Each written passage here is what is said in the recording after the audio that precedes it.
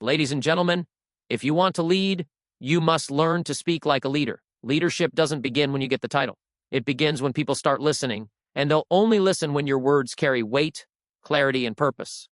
You see, the difference between a follower and a leader isn't just in what they know, it's in how they express what they know. A leader chooses words carefully. A leader speaks with intention. A leader doesn't just talk, they influence. Now here's something to think about. Words are tools. And like any tool, they can build or destroy. The question is, are you building people up when you speak or tearing them down without even realizing it? A leader's voice is calm during chaos, confident in uncertainty, encouraging in failure, firm when it matters. The goal isn't just to be heard. The goal is to make people feel seen, understood, and inspired. Talking like a leader means listening more than speaking. It means pausing before reacting.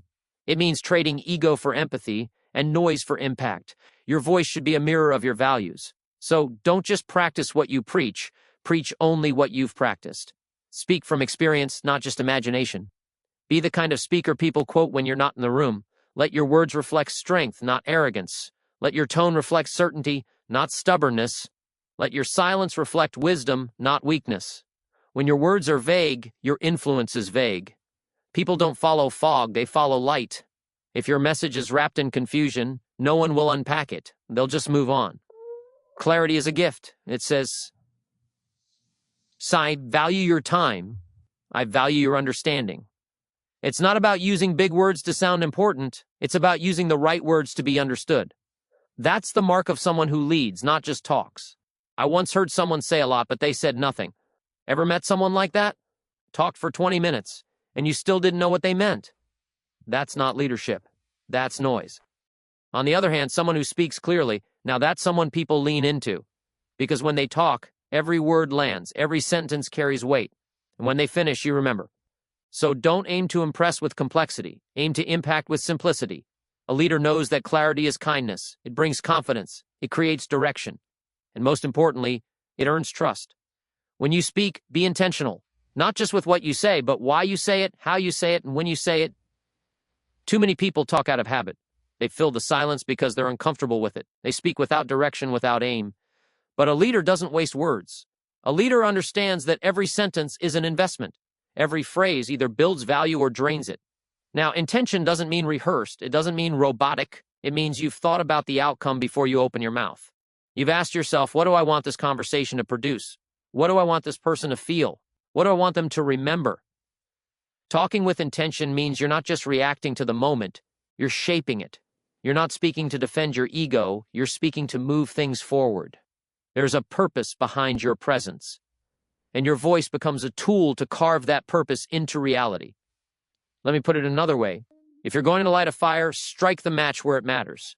Don't throw sparks everywhere and hope something catches. Be deliberate, be thoughtful, speak to inspire, speak to correct, speak to guide, but never speak just to speak. It's easy to be casual with your words. It takes discipline to be intentional. But that's the difference between someone who fills time and someone who fills minds.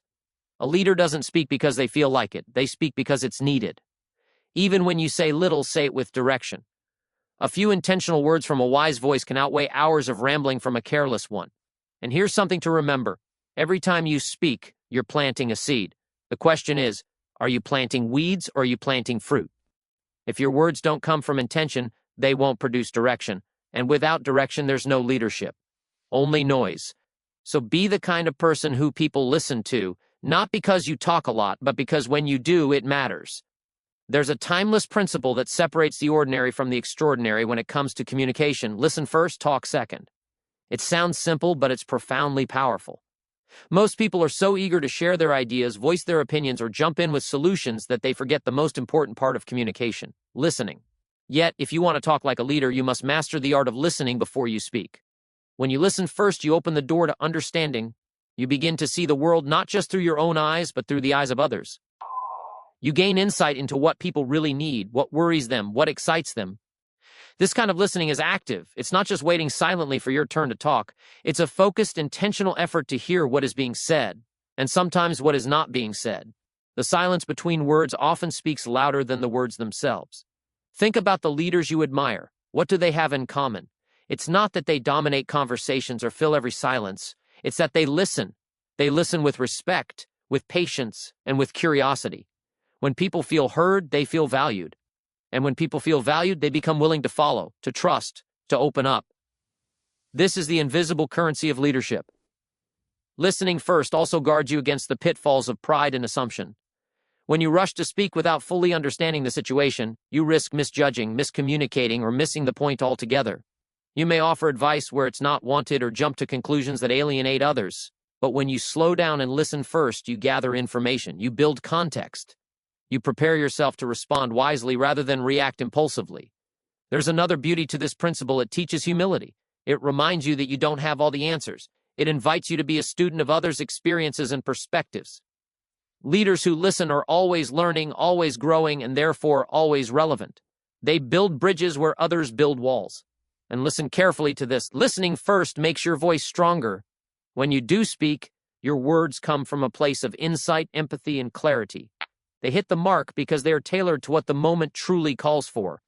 You don't waste words trying to impress or to fill silence. Instead, you deliver what is needed when it's needed. This is the hallmark of influence. The world is full of noise. Anyone can talk, but few know how to listen. If you want to stand out as a leader, learn to master the silence. Don't be afraid of pauses in conversation. They're opportunities to think deeper, to connect more fully, and to respond with greater power. In a fast-paced world that values quick answers and instant reactions, patience and listening is a rare and valuable skill. When you listen first and talk second, you show respect. You demonstrate self-control. You earn trust. You invite collaboration. And in doing so, you transform ordinary conversations into moments of impact. Remember, the value of your words increases exponentially when they are preceded by genuine listening. You earn the right to be heard by first giving others the right to speak. That is the foundation of true leadership, speaking with wisdom, not just volume, and leading with heart, not just authority. So cultivate the habit of listening first and talking second. It will change the way people respond to you. It will change the quality of your relationships. It will change your life. Because when you listen, you learn. When you listen, you connect. And when you listen, you lead. Numbers have their place, no doubt about it. Statistics can inform decisions and provide proof. But if you want to speak like a leader, if you want to move people beyond their heads and into their hearts, you must learn to use stories, not just stats. Think about it. A statistic is cold and distant.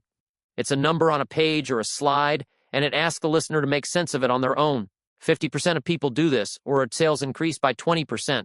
Might sound impressive, but what does it really mean to the person sitting in front of you? Numbers tell you what happened, but stories tell you why it matters. Stories are the lifeblood of communication. They breathe life into facts and figures. A well-told story creates images in the mind, stirs emotions, and sparks imagination. It's like lighting a candle in a dark room. Suddenly, things become clear and meaningful. When you tell a story, you invite people to walk in your shoes. They see the struggles, the triumphs, the lessons learned. They connect with the human experience behind the data. It's no longer just a number. It becomes a journey, a challenge overcome, a moment of transformation. Leaders who rely solely on statistics risk losing their audience. People can tune out numbers because they don't feel relevant. But stories engage the senses. They make people laugh, cry, think, and remember.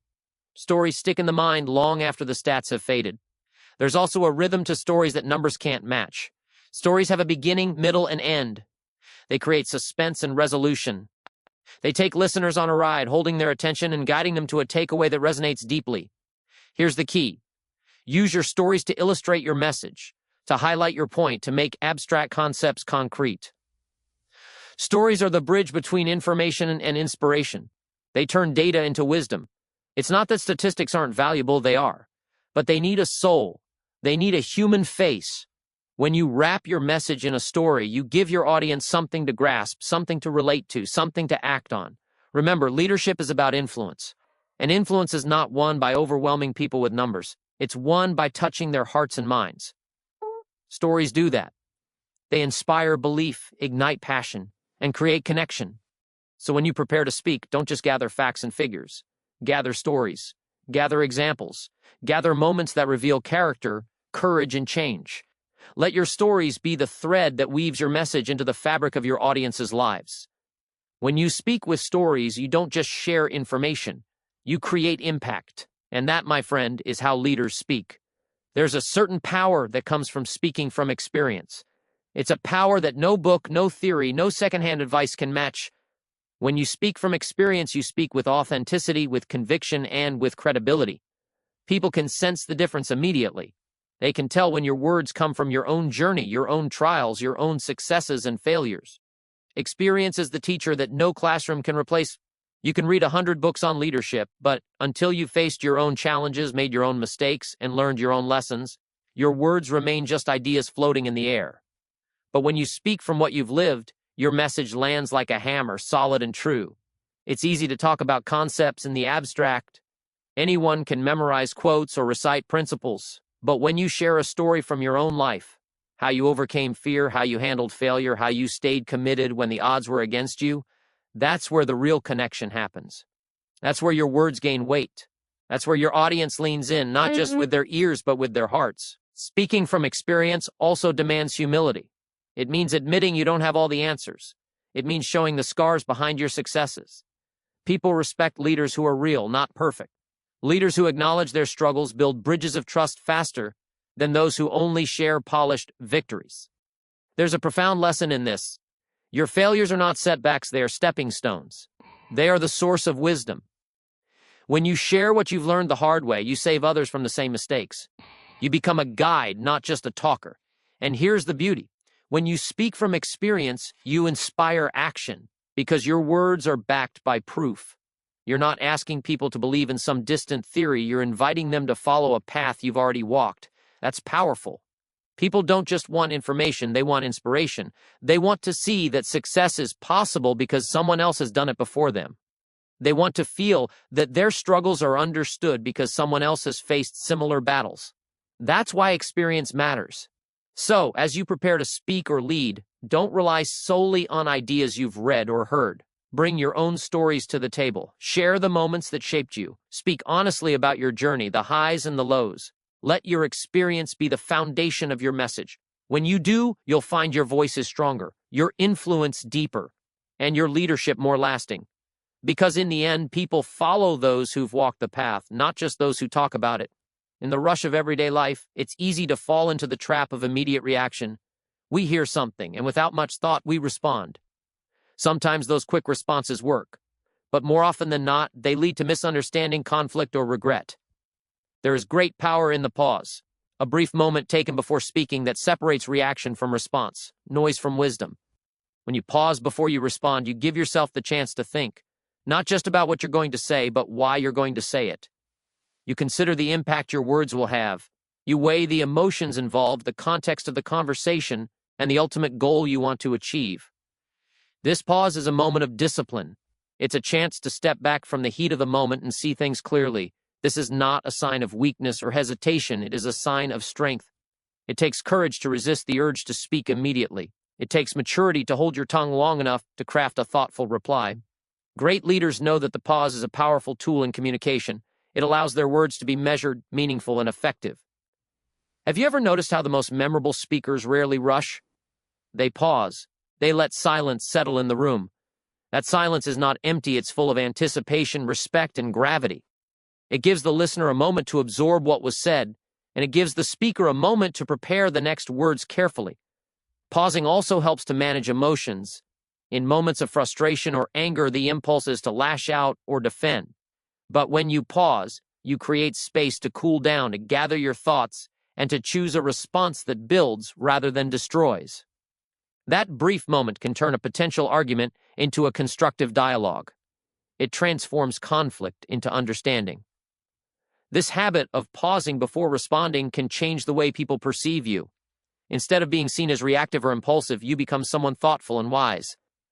People trust the voice that doesn't just fill the silence but uses the silence as part of the message. Moreover, the pause allows you to listen more deeply. In that quiet moment, you may pick up on unspoken words, emotions beneath the surface, or subtle cues that guide a better response. Sometimes the best response is not a word at all, but a nod, a smile, or simply an attentive presence. In a world that values speed and instant answers, the pause is a rare and valuable skill. It slows down the conversation just enough to bring clarity and intention. It turns ordinary exchanges into moments of influence. So next time you find yourself about to speak, especially in important conversations, remember the power of the pause. Take a breath. Reflect. Choose your words carefully. Speak not to be heard, but to be understood. The pause is not just silence. It is the space where wisdom is born. It is the difference between speaking to react and speaking to lead. And that difference can change everything. In the art of communication, there's a subtle but profound difference between being encouraging and being entertaining. Too often, people confuse the two, thinking that to hold an audience or to lead effectively, they must dazzle with charm, jokes, or flashy stories. But true leadership in speech isn't about putting on a show. It's about lifting people up. It's about speaking in a way that empowers, motivates, and inspires action, not just applause. Entertainment grabs attention for a moment, but encouragement builds lasting strength. Entertainment can be a fleeting sparkle, bright and shiny but gone in an instant. Encouragement is like a steady flame, warm, sustaining, and able to light the path ahead even in the darkest times. Think about it. When someone entertains you, they make you laugh or marvel, but they rarely change the way you think or behave. But when someone encourages you, they plant a seed of belief deep in your heart. They remind you of your potential, they call forth your courage, and they invite you to step into a better version of yourself. Encouraging words have power. They can heal doubt, banish fear, and spark action. They say, "See, I see you. I believe in you. Keep going." These are not empty compliments, but genuine affirmations rooted in truth and respect. They create an environment where people feel safe to grow, to take risks, and to persevere. Now, this doesn't mean you shouldn't be engaging or passionate in your speech. Far from it. But engagement without encouragement is like fireworks, beautiful but short-lived. Encouragement is the foundation beneath the fireworks. It's the soil that nurtures growth. It's the quiet, steady force behind every great success story. The difference also lies in intention. An entertainer seeks applause. An encourager seeks progress.